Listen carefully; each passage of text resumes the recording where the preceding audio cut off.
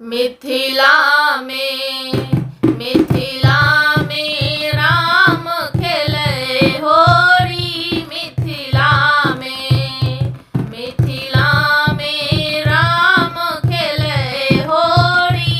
मिथिला में इतर गुलाब और कुमकुम केसर।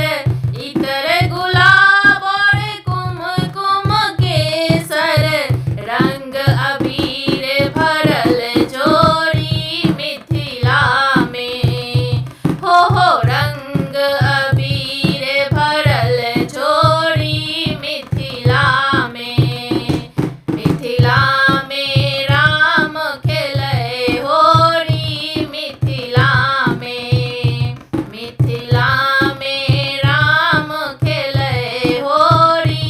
मिथिला में सखी सब साजी घेरी रघुबर के।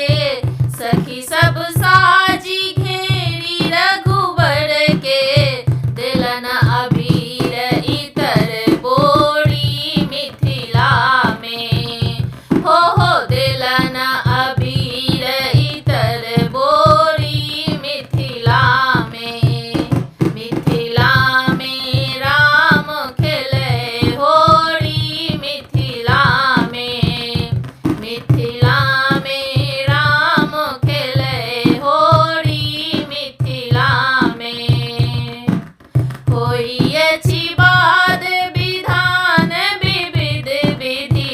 होइअछि बाध विधान विविध विधि। नाच गान और झिक छोरी। मिथिला में हो नाच गान और झिक झोरी। मिथिला में राम खेलै होरी। मिथिला में राम खेलै होरी। मिथिला में मारती मर्म पूरन पिचकारी।